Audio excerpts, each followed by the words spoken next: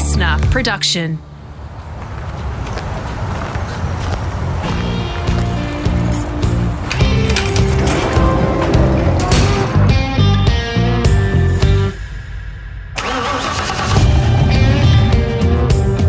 I'm automotive commentator and journalist Greg Rust, and this is Rusty's Garage.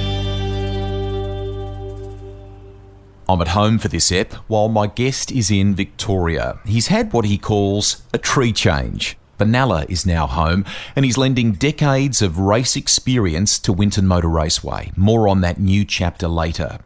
Jeff Grech is a straight shooter with a very impressive CV.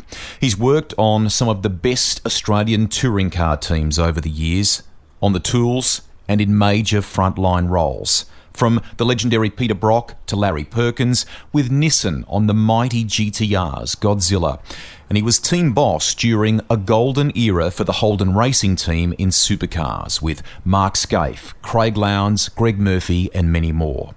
He's not really done a podcast like this before, so I'm honoured he's come on. You'll love some of the backstories, the rivalries, an innovation that hasn't been widely spoken about until now, some insights on the current state of play, and I'll tackle some of your questions raised on social media. I almost sense this is a bit cathartic for Jeff. He's seen some incredible highs and a few lows, and stepping away from major team positions in a sport which has been his life isn't easy.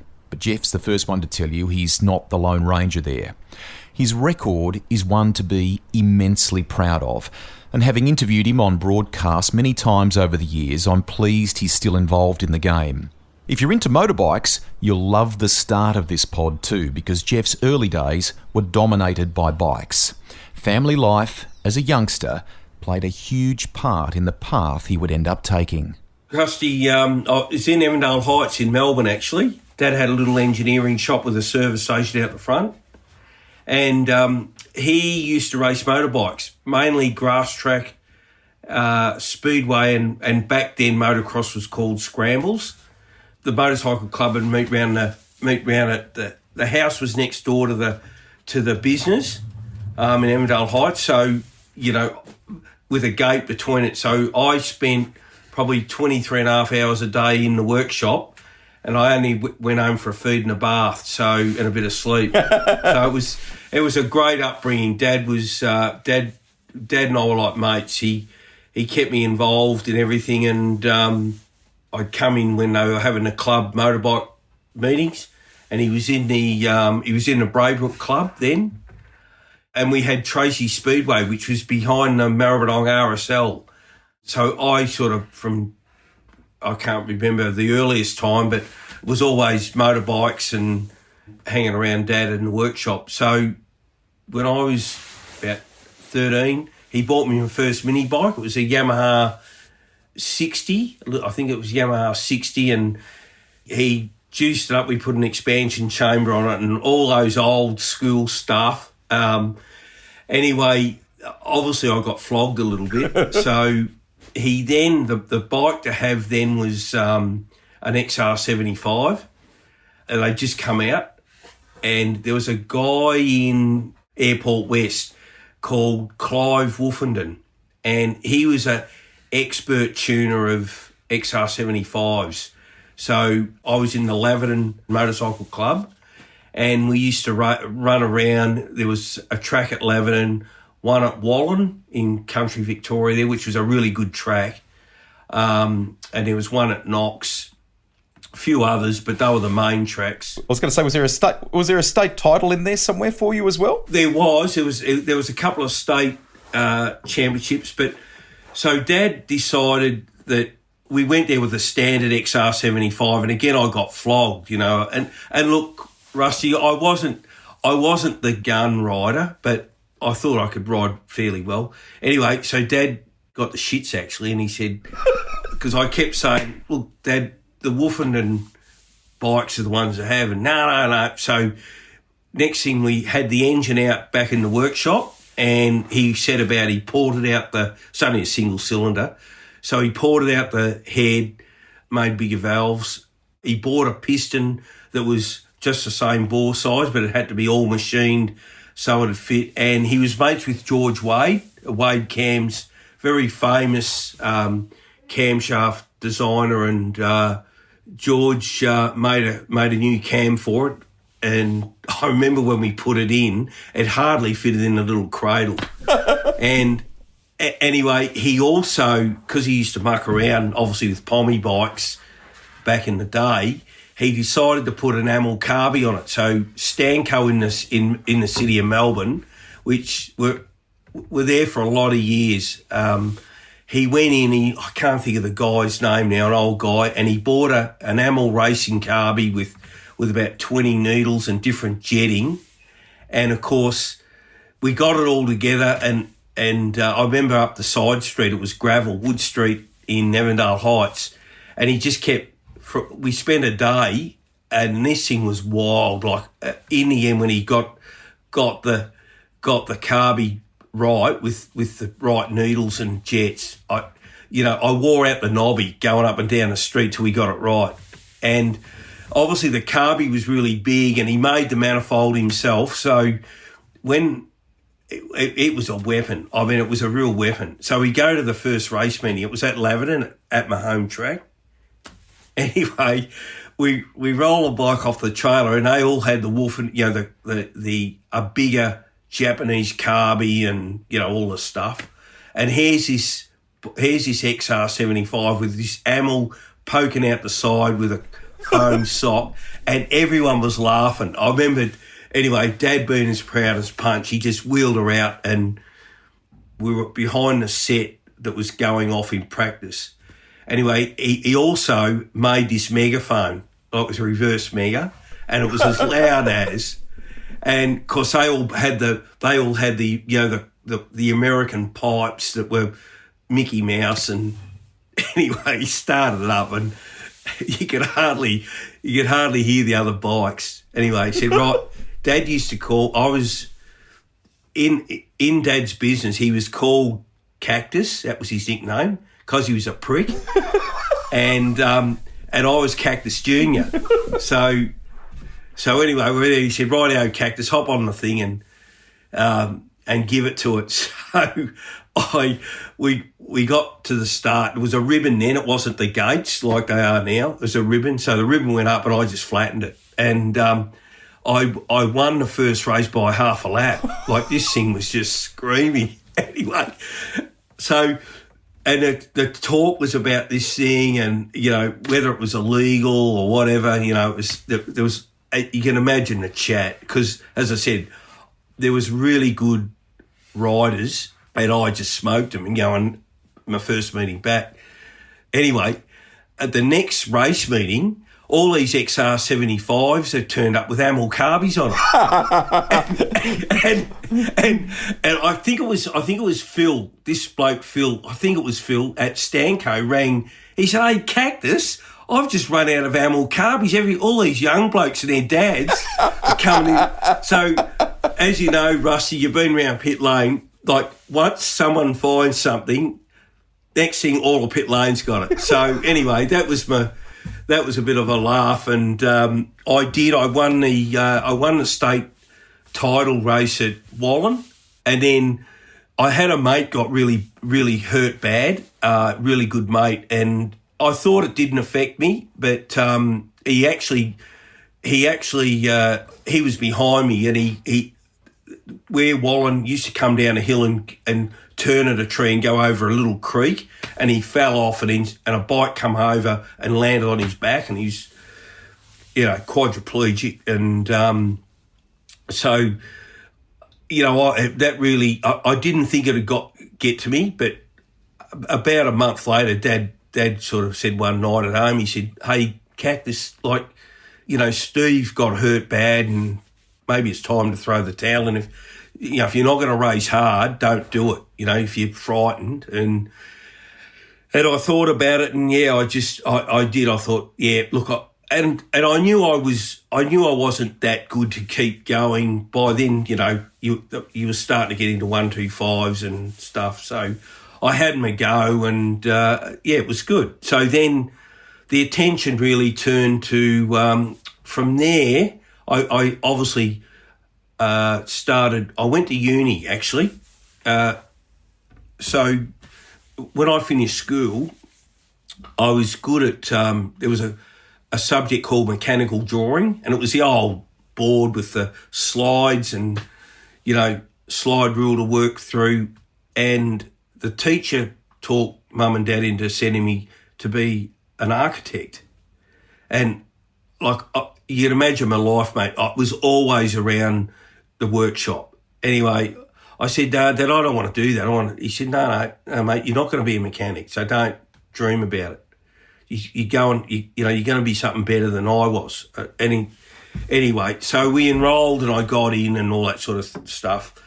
Anyway, I was there nearly 6 months at RMIT in Melbourne, and I thought I got the shits with this.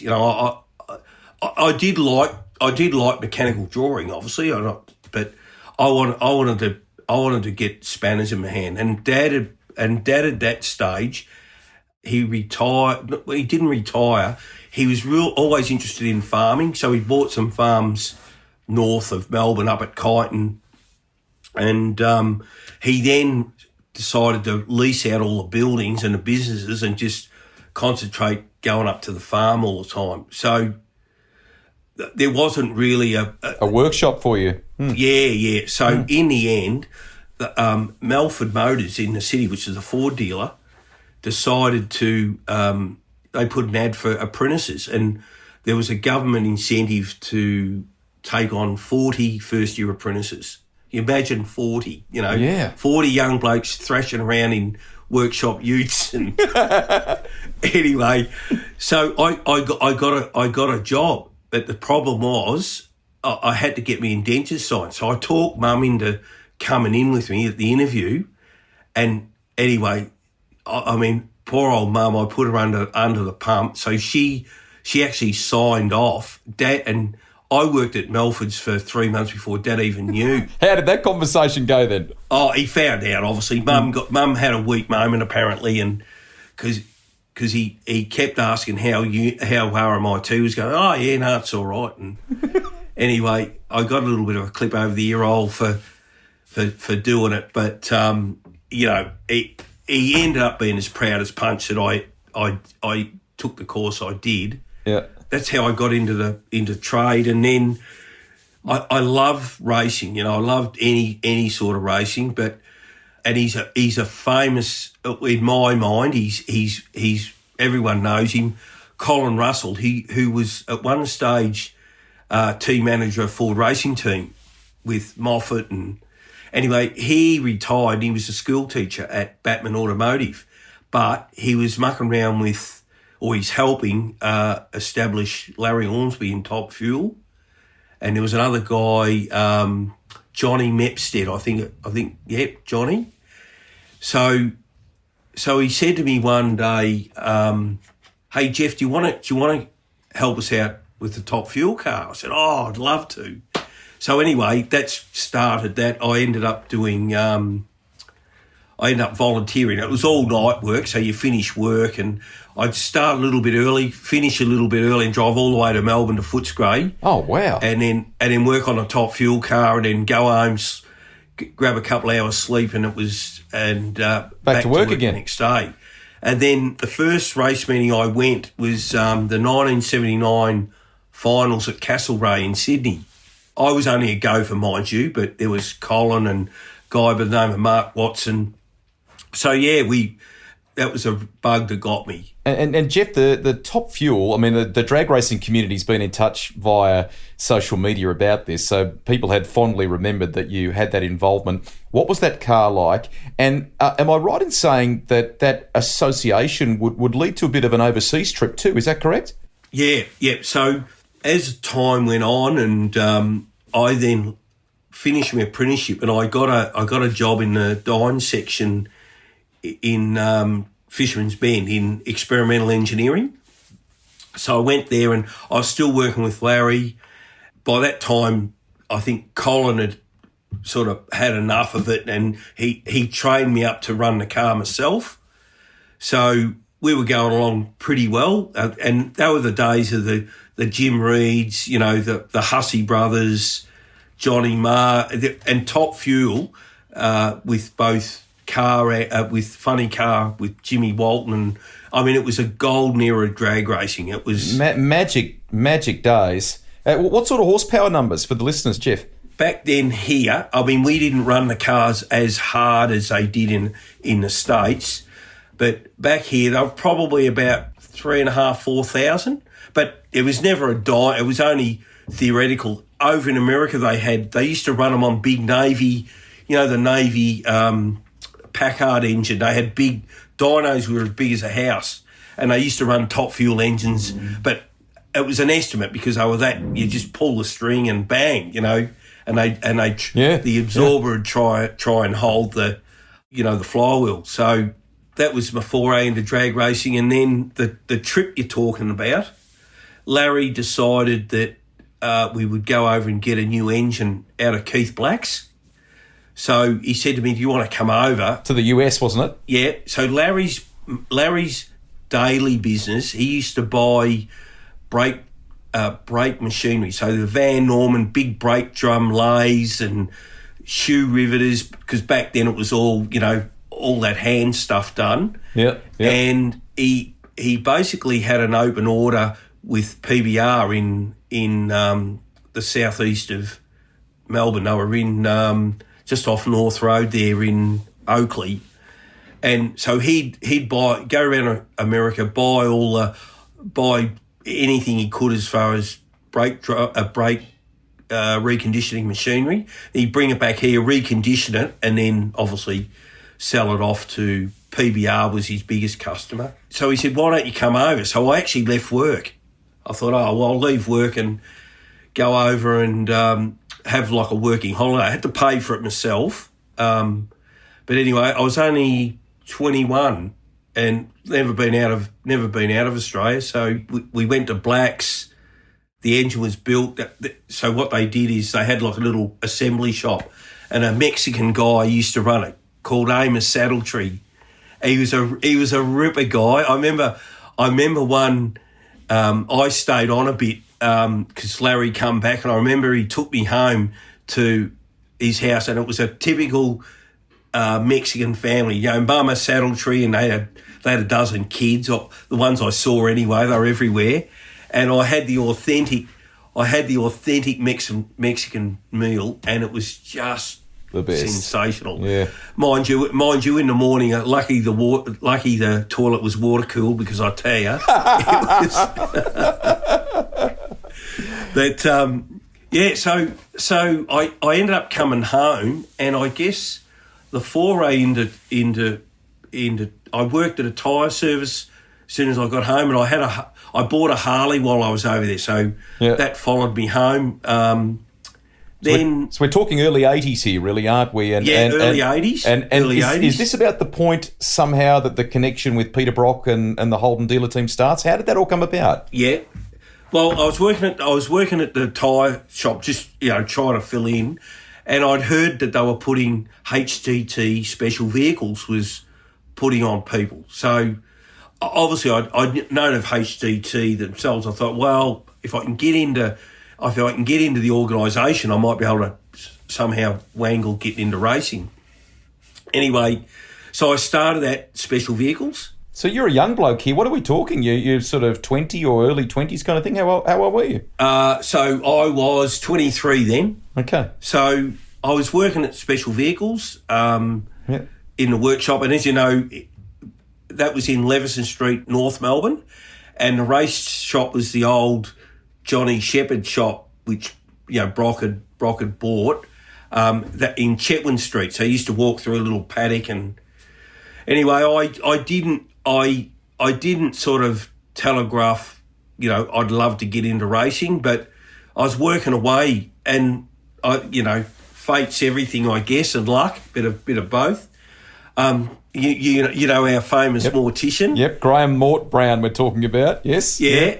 Which back then I'd never gone up to the race team to even have a look. I sort of kept to myself, because I thought they probably get every man his dog from the workshop go up there and want to have a look. And I heard that was when Bruce Nowacki got crook. You know, he had a misfortune, and then Brock talked Larry into running the workshop, being team manager. Mm-hmm.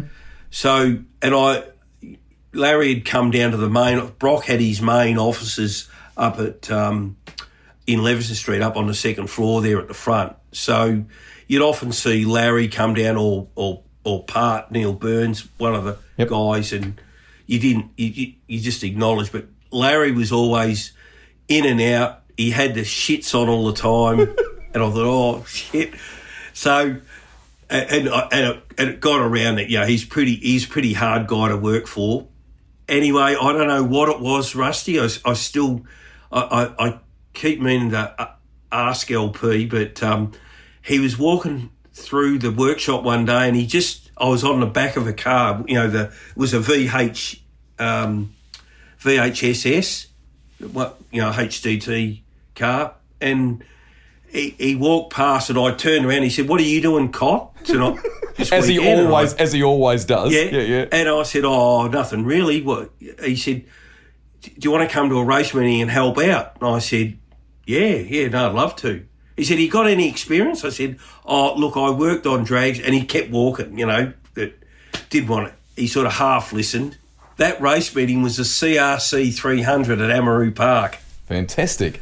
So I went up for the weekend. I was just a churn operator, but basically. So the regular guys were there. Obviously, Mort. Sorry, the reason I went up, the reason I got asked, because Mort dropped an air bottle on his foot and broke his toe. So they needed someone, and that opened the door for you. Opened the door. So I went up for the race meeting, and apart from that, the guys really didn't want you to. You were just a gopher, you weren't allowed to go near the cars, and Andy Bartley was working there then as well, and I just said to Andy, look, I said to everyone, Marty Watt, I said, look, if I can do anything, just yell out, Anyway, it was empty the oil bucket and da-da-da-da. Anyway, Andy was under the car, and he said, mate, can you come up and give us a hand, come under and give us a hand? And I did, and we just started talking, and I was getting the bolt, working in with him, and he said, oh, you seem to be pretty handy around a race car. And I said, oh, look, I used to work with Larry Ormsby in drag racing. So, obviously specialty bolts and nuts, and, you just didn't belt everything into a hole. If it didn't fit, you had to find out why. So that was, I'd come back and I'd done another meeting, and then LP come down and said, look, can you give us a hand up in the workshop overnight? Which I said, yeah, love to. So then I went up into the race team, and he was getting me to do odd jobs. And I remember because Dad had an engineering business, so, I learnt from, I don't know when, to use micrometers and slide from a young rules age, from a real young age. Yeah. So I was putting a caliper together, and a front caliper it was, and the piston, it looked a bit tight. So I thought, I better measure it before I try and push it in. So I got a set of verniers, and I was measuring a piston, and LP said, what are you doing now? I said, it felt a bit tight, LP, so I'm just measuring the piston to make sure I've got the right piston in the right bore, or it's because there was two calipers in bits, and I was putting them together, so I didn't know whether one piston might have been from the other caliper. The other one, yeah. So he said, where'd you learn to do that? And I said, Dad had an engineering shop, and then it was about a week later. He said, you want to work up here full time? So that was it in 83, I think it was. So we're talking here, for people that are listening to the podcast that mightn't realise, LP, Larry Perkins, Bathurst and Australian touring car racing legend. And we began this part of the conversation by talking about the great Peter Brock. Now, Jeff, what was it like to work with him? He featured a couple of times in your career too, didn't he? I mean, he was an incredible figure as both a sportsman and as a human being, wasn't he? Yeah, he was. Look, I mean, to Peter, he was busy. He was very busy, and at that stage, special vehicles was going gangbusters. They were the car. I can't remember the amount of cars that were being produced down the road from the donor cars from Holden, but it was going gangbusters. He used to come up to the race team probably on average once or twice a week. Regardless of he'd come up, he was very quietly spoken around us guy or me. I mean, Part worked with him for years, so did Mort. So I was just a young bloke, but I never forget one day I bought the Harley in. Anyway, he come up to the race team and he said, "Oh, well, whose is that?" And I said, "Oh, it's mine," you know.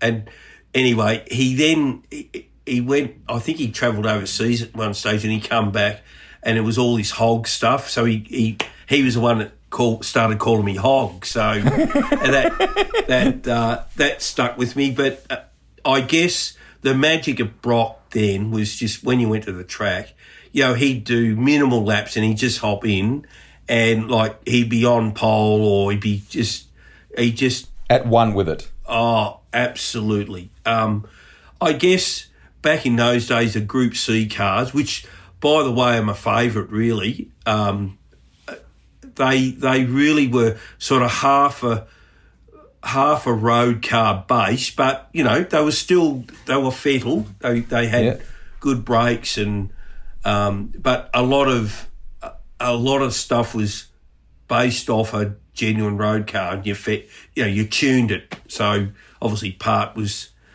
a Magic 308 engine builder then, and we obviously Larry was very clever at the way the cars were engineered and put together. So, and then Peter just hopped in and drove them, and he got the best. It was a bit like me going back. It was a bit like me when Dad tuned the bike with the Amel Carby. You know, he just hopped in, and it was a great car, and he just shined. You know, it was just brilliant to watch.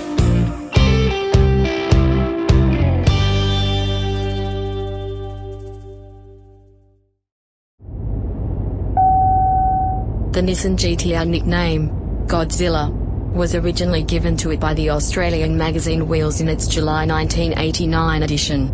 Us Aussies really do love a nickname, don't we? I think I would like to be called Navo.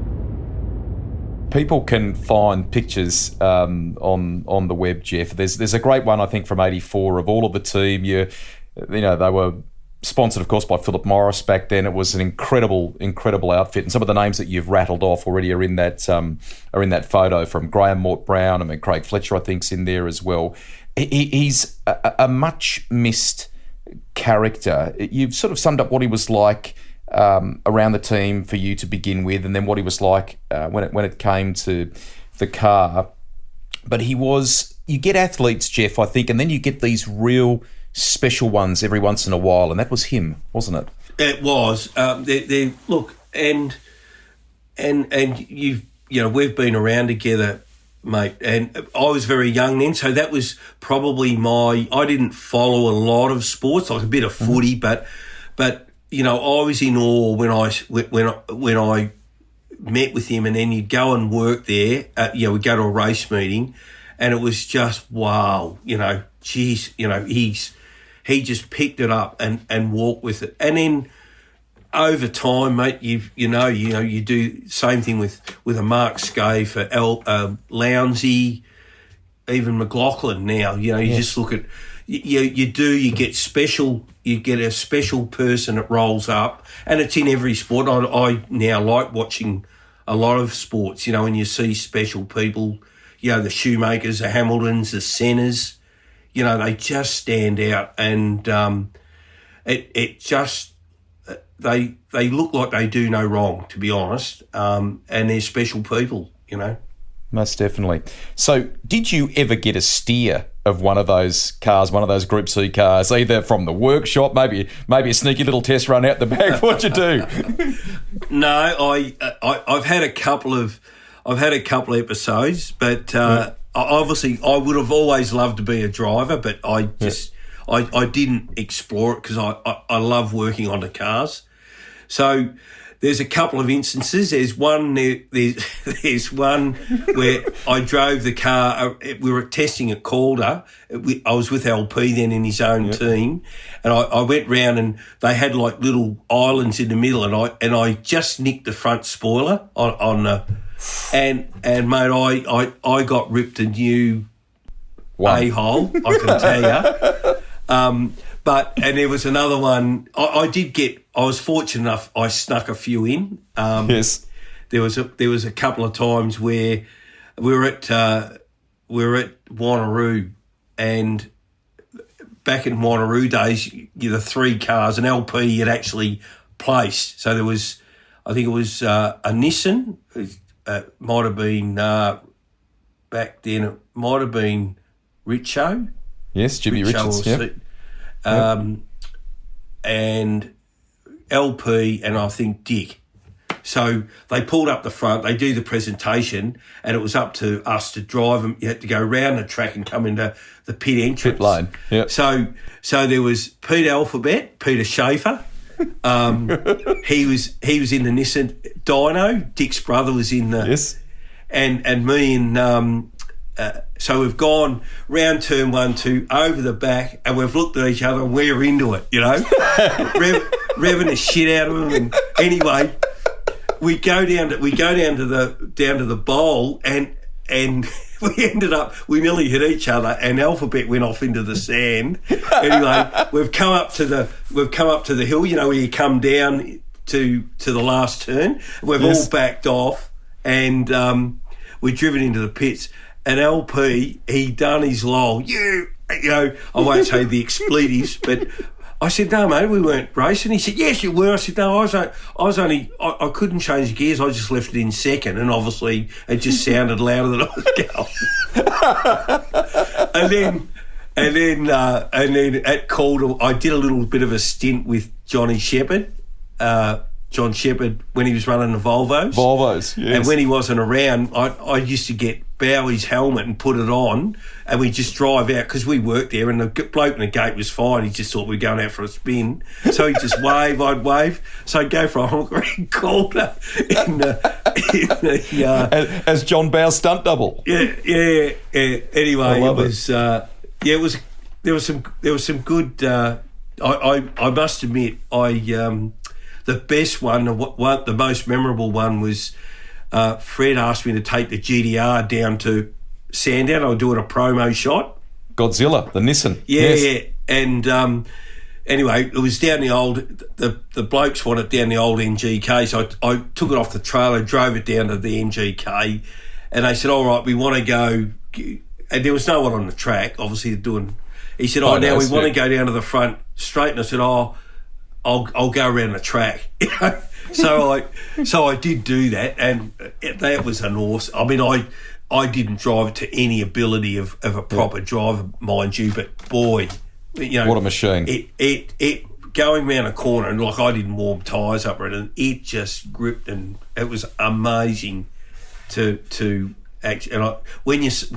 And you got a really good appreciation of when we were racing it, but it was good. Terrific. We'll talk more about these, because we've jumped across a couple of things in your timeline. Before we wrap up your first experiences with Brock and that chapter with HDT, firstly, you'd only been there a relatively short period of time, Jeff, and 84, 1-2 finish at the Mountain. I mean, that must rank as one of the special ones for you. Yeah, it was. Look, that was probably, I mean, there was favourite times when I was involved at HRT as well, and Nissan. We had awesome. They were all awesome times with great people, and drivers. But the 1-2 at Bathurst was certainly the most. I mean, I'd gone over to England. Larry asked me if I'd go to England to help work on the Team Australia, the 956, which was a lease car from John Fitzpatrick, and we worked in his workshop preparing it. I'm glad you brought that up, because that's actually another great yarn in itself. The fact that you're able to do that as well is huge. Yeah. No, it was great. We had Andy Bartley also went over. He was a senior guy, and I was basically the junior, but it was a great experience for sure. But going back to the Group C cars, we rushed back because Holden and Peter wanted to have 2 brand new cars for the run out of, and I've got a lot of the pictures in Chetwynd Street when we were building Fantastic. The 2 big bangers. I remember and it was the first time we were going to use a Philip Morris Formula One colour, which was that day glow orange. Yep. Anyway, this guy, a painter, E.T., and there was another guy down at Special Vehicles had their own paint shop, and so the paint come out and they did the new paint scheme, which was it's just stunning. And we took the car out the quarter for a shakedown because we were running really late, getting them finished. Anyway, it was wet out there, and we did 2 laps. And I remember the front straight of quarter was day glow orange. It just peeled off because it was a plastic sort of you needed a special primer, so it peeled off, and we had to rush them back. And obviously they ET worked out that we had the right, he needed an X primer and got it sorted. But they were an awesome car. I mean, they weren't any different to the older the ones they preceded. It was just that they were brand new and they were just a stunning paint job, and LP had designed a new inlet manifold then for those 2 races, and it really worked well. And Peter, like, it was just easy, Let's bounce through a couple of other aspects of your career, because I want to get to Nissan, and I certainly want to get to the Holden Racing team. You mentioned Volvo there before and sneaking out and being John Bow's stunt double. It was a short little stint that you experienced with that team, but the 240T actually enjoyed a bit of success around that period before the Swedes sort of withdrew from the championship. What was it like? Absolutely. Well, most of the development work, they were racing in Europe then. Obviously, it was full on Group A, and RAS were their anointed, works team. And there was some pretty clever stuff. I mean, they looked like a brick, but they were far from it. So they were actually, even though they were, the comments were it was ugly, but there was some under the skin. There was some pretty clever engineering, I can tell you. Cool. Yeah, definitely. So you were there, but then an opportunity came to link back up with Larry Perkins with his own operation, didn't it? Just to sort of, if you can, a bit of backstory on how that unfolded. Well, LP got in touch with him and said, "Look, I want to start my own team." LP's he's almost the same character as a Brock, probably not in the overall driving thing, but the experience and what he's done in life. I mean, it's second to no one. He's with his formula. His Europe experiences and getting into Formula, winning the Formula 3 European Championship, which if you won that, you were there. And his drives, and then coming back here. His passion for engineering and I guess it complemented Peter, because I think Peter knew that Larry would leave no stone unturned as far as getting the best out of the car through engineering. And so then, and I respected LP for that. He was at times very hard to work with, but I respected that. With LP, you just did what you were told and got on with it, and that was the best remedy. So when he rang up and said, "Look, Hog, I'm starting my own team," it was Roberta Street in Moorabbin. I said, "Yeah." He didn't have to ask me twice. So there was at that stage he convinced. So there was myself, Barry Abbott-Meyer. And that was the initial. There was a couple other people after that, but we went down there, and there's this empty workshop with 2 brand new body shells that Holden had given him, sitting on the floor, and his mum's Round Australia VW sitting over in the corner. And it was look, and I really enjoyed that.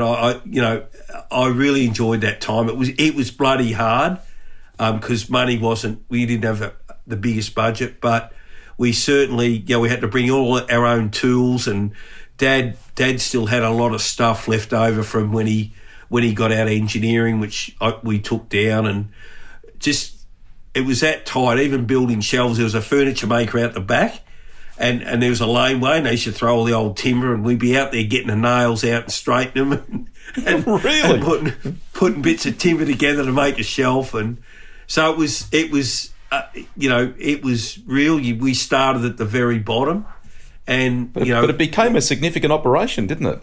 Mate, no. I mean, I was there for 4 years, and then I left, obviously, to go when Fred and Mark invited me to go to Nissan for the GDR program.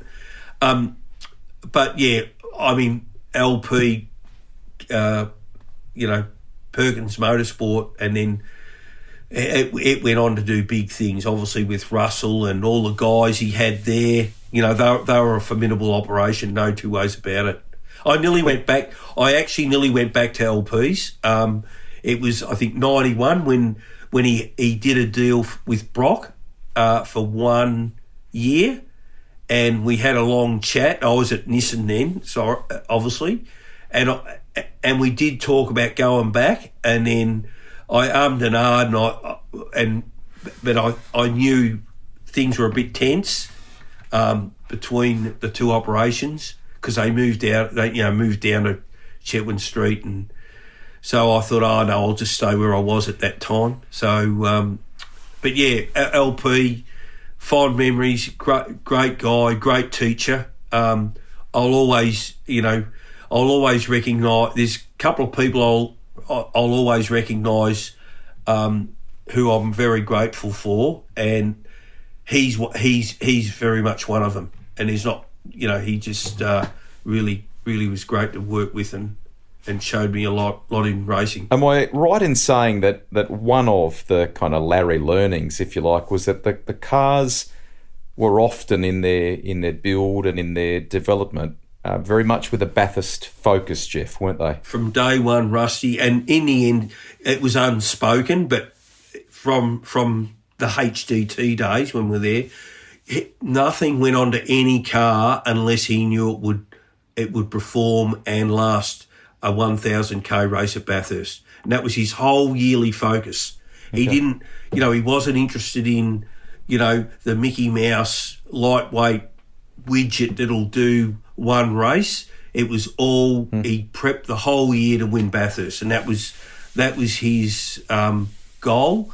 And if you worked under him, it had to be your goal as well. Like if he knew that you were doing something that would not work on the car for a Bathurst race, even though we weren't going to Bathurst, you would get a severe talking to. So, and that really come with me right through my career. It ended up being me. Bathurst was it.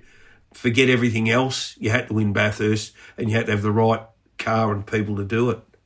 You talked before about GTR, and I think Neil Crompton once described it in commentary as being a bigger tennis racket. Freddie Gibson ran an ultra professional show, and you were there at a great time, Jeff, with the likes of Mark Scaife, who you detailed before, Jim Richards, whose record is just remarkable. Two very different characters, and yet they work so well together. Mark learnt so much from Jimmy. Yep. It was it was an interesting time, but Fred, he had, like, you went from LP, who, bare bones, straight engineering, to Fred, who was, I guess, wanted the marketing, and the thing that went on there was second to none. Everything had to be pristine. The team looked great.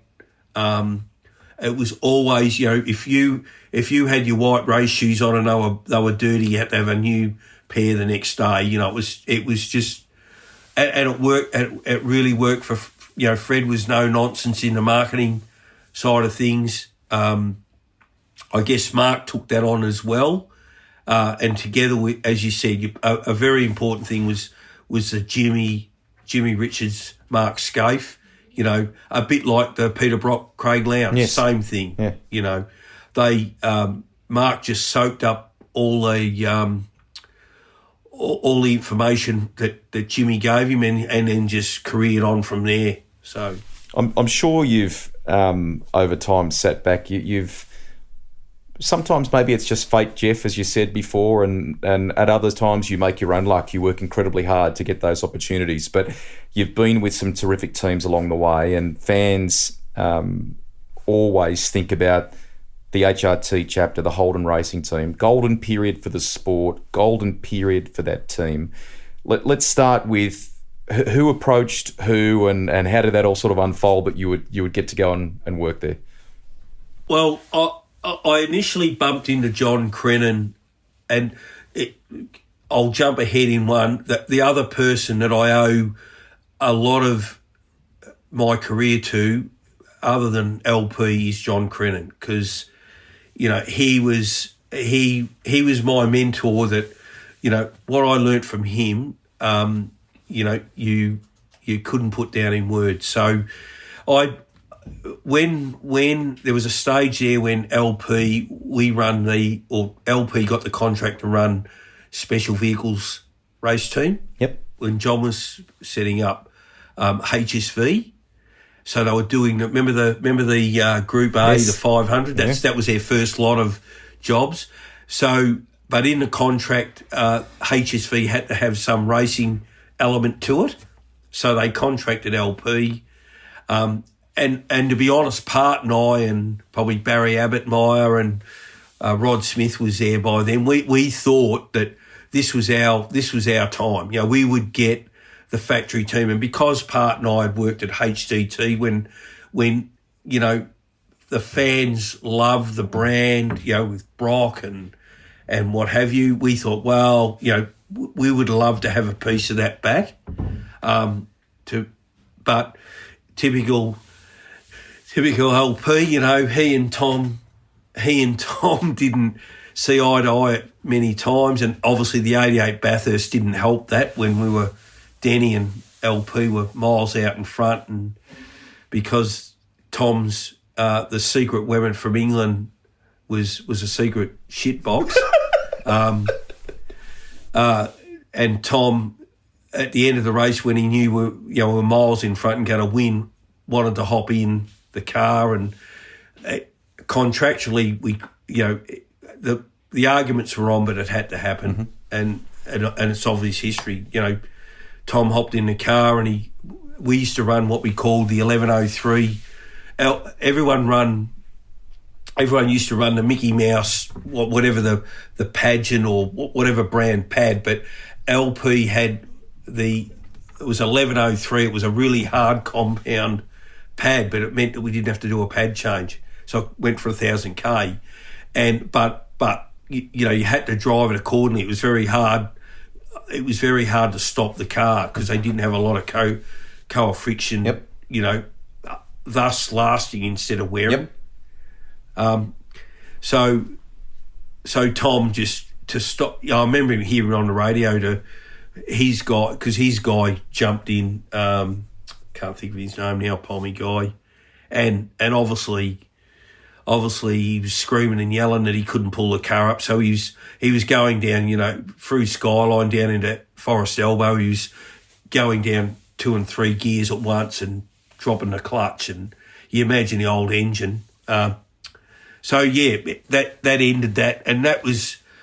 I remember you know, LP had the shits obviously, and so did we. You know, we always backed LP because, you know, he was our boss and the team owner.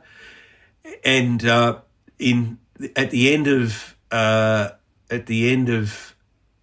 '88, I said to LP, I want to travel overseas on a motorbike. I've wanted to do it for years when I was a young bloke, and I had a mate, and it never ever happened. So he said, all right. I said, I'm going to have to leave because, it's going to be 6 months. So, rightio. So I left. And we did the whole Europe bought a BMW motorbike. My wife, the first wife, did the lap of Europe and had a great time. Anyway, we finished up in England because one of the guys I'd worked with at Fitzpatrick's, who was working on the Skoll Bandit cars, we become really good mates. And I was sort of based myself out of his place when we ventured. So we went down south right down. I wanted to go to Anzac Cove because my grandfather was in the English Merchant Navy there. So when we got back to England, just before we come home, they ended up saying, why don't you come down to Kedlington? And I was a bit uneasy because of what happened at the 88 Bathurst thing, because we all let everyone know we had the shits about the secret shit box that come over and, the diff fell out of it and all that sort of stuff. But anyway, I went down as courtesy and met a few of the guys that had come over. And anyway, Kenny Page was the team manager, and he said, you'll be running late to get back to Australia. And I said, what do you mean? He said, LP's done a deal with Tom to run the long distance races. I said, what? I couldn't believe it. So it was going to be Win Percy, Win and Neil Crompton, and LP and Thomas Mazira. So I didn't. We just got back in our own time. Anyway, when we locked up our house, and I had my Harley and everything over at Mum and Dad's place, and so we got back, got up, greeted the family and or families. Anyway, I went over to pick my Harley up, and Dad said, look, LP's been trying to get hold of you, on the house phone. I said, yeah, okay. So anyway, I rang and, Cock, get in your ute and come down. We've got to get ready. And I'd missed Sandown. So anyway, I said, all right. So I took the toolbox down and basically started back there again and went up to Bathurst, and it was just a nightmare. It was the whole Tom and LP thing just didn't work, and which is a shame because I thought I did go up because I thought, well, you never know, it might turn around and LP does get the gig, but that was the last straw as far as Tom was concerned, and that's when they started HRT in-house. Yeah. So fast forward to your post, or toward the end of your Nissan chapter, John Crennan gets in contact with you. I think you were at Lakeside, weren't you, when the chats... Yeah, no, we were at Lakeside and we just bumped into each other. And he said, what are you up to? And I said, at that stage we were running Commodores with Fred. We'd gone, the Nissan thing had ended, yes. Started in what was the original supercar period start. And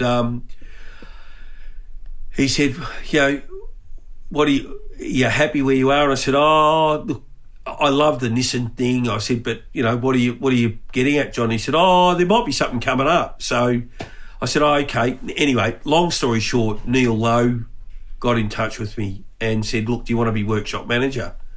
So I said, yeah. So we talked about it, and I ended up going there.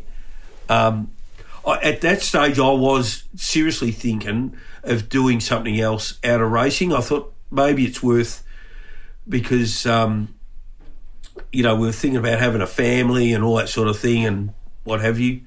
Anyway, I took up the offer and went down, and straight up, that was when Wayne Gardner was the driver and Thomas. Yep. And I think Thomas had some instigation in getting me there, and anyway, there was a lot of taps on the shoulder, and I got what was a real story, which I won't go into, but it was wow. And the deal was take the workshop manager thing, but just be patient because there might be another change. And I'm thinking, oh no. Anyway, it happened. There was a couple of race meetings, and then I'd bought over Matthew Crawford, it was, Yep. from Nissan. He come and a couple of other, Andy Coucher, a few guys. So anyway, we were Phillip Island testing, and it was a 2-day test. So Neil was down for the first day, and then I drove home because I obviously lived at Mount Martha then, and I got the call from John and Thomas, and go down and run the second day because Neil Lowe won't be there. So what we obviously had a bit of a briefing, and the cars were the cars and the engineering, and this is my opinion. I mean, other people that were there might have different thoughts, but they were very fragile, if I could put that nicely, and high maintenance. So Thomas really was the instigator, I guess, with John, and so what initially it was Thomas to be team manager, and then we got Ronnie Harrop to come on board as a consultant engineer, and then I was a facilitator. So we basically we had round table, cleaned out the cars in componentry, and then started introducing stuff that we knew would last and be competitive and what have you. So that went on for a while, and then obviously once we got under control with that, Thomas stepped back as a team manager and I took over as team manager, and that's how it all started. They were tough early years, I know, but then the mix was right, Jeff. And Aaron Noonan will correct me if I'm wrong here, but is it 6 championships, 4 great race wins in your time there? I mean, just mega. Fans will want to know which title and which Bathurst are the ones that resonate for you from that chapter, that part. I guess there's 3 parts to it. And John used to have off-site meetings. So there'd be myself, John, Ronnie Harrop, a couple of Chris Dyer then as well. Who went to work for Ferrari? Yep. Yeah, went to work and obviously was part of Michael Shoemaker's magnificent run, and myself. And John was a stickler for a 5-year plan. And then when you dropped off a couple of years, then you went in. And John was really good at, he didn't want to know about the nuts and bolts. All he wanted to know about was the business. It run right. It was successful. And we got the right people in the right places. So it did. I got to say, I was young, and I know John, I know Tom, and other people in the industry, both here and England, were probably a bit sceptical about me being team manager, being I was young. But John always had my back, and he supported me, and I'll never forget him for that. But in early days, we cut ourselves a lot, walking over broken glass, and a lot of that was me. But I guess probably the key moments were getting Peter back into the factory team. That was obviously key. And as soon as Peter come back in, we become the black cloud moved away, and we become the factory racing team with all the fans and the whole bit that went with it, which was great. People acknowledge that when we're away. The Brock effect. Yeah. It was. And mate, you couldn't fault him for that. He was a consummate professional. The second one was having Craig come on as a young bloke. Yep. And again, it was the Jim Richards, Mark Scaife thing, which I saw, and we replicated with Peter and Craig. So the best Bathurst win was no doubtedly 96. For a lot of reasons, and I've said that before, but 96 was. 95 we had a massive problem with engines, and not with the engine guys. They were ripper guys, but we had a component failure that just happened to be on both engines. So and we nearly lost the factory deal. Wow. It was, as a matter of fact, there was drawings, and probably John would have them, where it was going to go back to a HS1 car, and it was going to be the silk cut colours. Wasn't silk cut, but it was serious. And look, 85. I had a chat to Credo and said, look, John, it was my fault. Maybe I should leave. And he said, no. He said, you're not going to do that. You're gonna stand up and correct it. So we did, and it was a big year because we had to move. We moved out of Notting Hill down to the Nissan plant down at Centre Road. So massive Christmas. Two new car builds, which were, as you know, the old Petty Bar cars, which Benny Eccleston owns actually. So, and they were like the old Group C cars. You know, they'll always be in our memory for ages. That paint scheme, believe it or not, was invented out on the wash with cans of blue paint, and we'd wipe lines, and we ended up getting something that looked presentable, and that's how they were painted. That's fantastic. Not with the cans of paint, mind you, but we just got the theme right. And yeah, so that was a special year. That was really special in my book to have Craig and Greg. Greg come on board also as a young guy. I mean, he was driving with BJR then, but the 2 litre thing wasn't recognised by the fan base. But when he hopped in with Craig, and Craig had a stellar year, and so did Peter. You know, Peter won.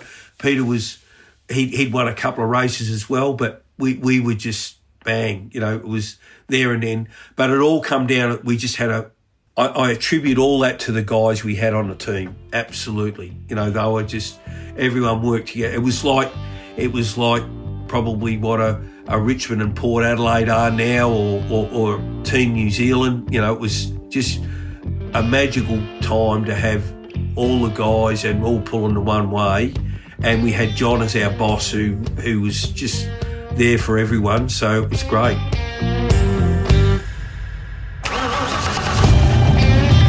Most of you will know he's talking about Craig Lowndes and Greg Murphy there, and a magic year in 1996. That's the end of part 1 of my podcast with Jeff Grech, who is up for a chat. There is lots of gold still to come. Don't miss part 2. Head back to the Rusty's Garage Library and hit the start button as we cover more on that unforgettable period with the Holden Racing team. Our time helped heal a wound with one of the greats. They're back on speaking terms now, which is good. His friendship with Barry Sheen, plus an innovation that HRT did their best to keep secret in the engineering race to remain number 1. Listener.